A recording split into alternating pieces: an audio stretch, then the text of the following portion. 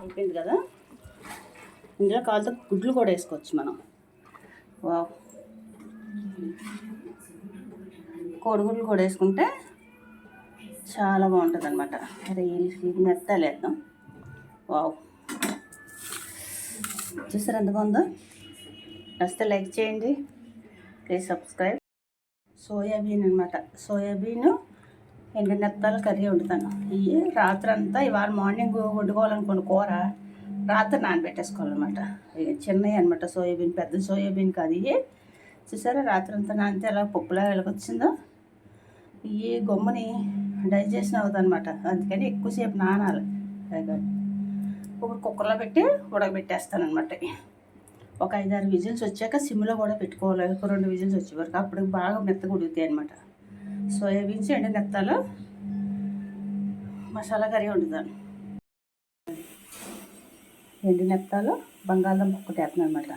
Beans ఉడకబెట్టేసాను చూసారా. అవి ఉల్లిపాయలు కోసుకొని ఆయిల్ పెట్టుకున్నాను.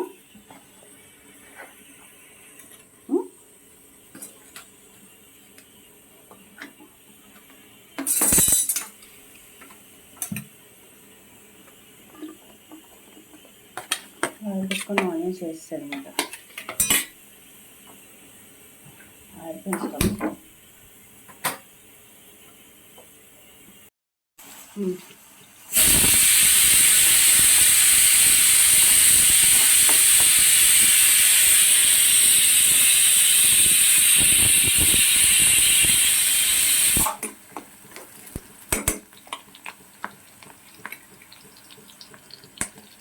ఉడికినాయి కదా, బీన్స్ వేసుకోవాలి. వాటర్తో వేసేసుకోవాలన్నమాట.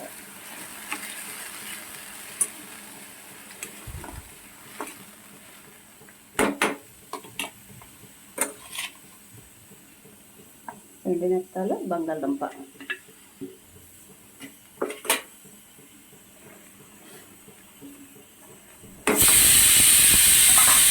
పక్కన వచ్చేస్తుంది.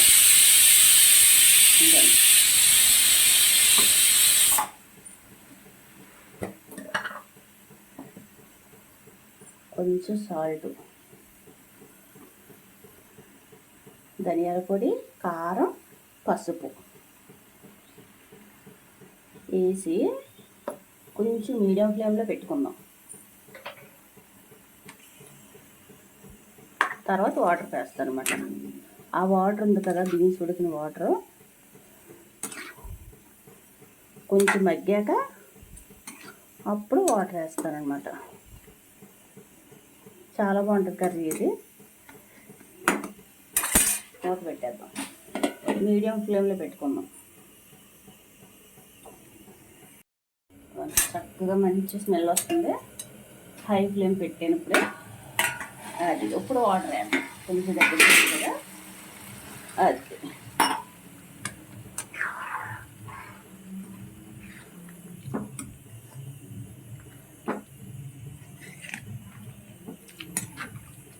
చాలా టేస్ట్ ఉంటుంది అన్నమాట కూర. ఎండుమిరపకాయలు ఎంతమందికి ఇష్టం? చాలామందికి ఇష్టం అంతే కదా. అంతే. నా వంటలు నచ్చితే ప్లీజ్ సబ్స్క్రైబ్.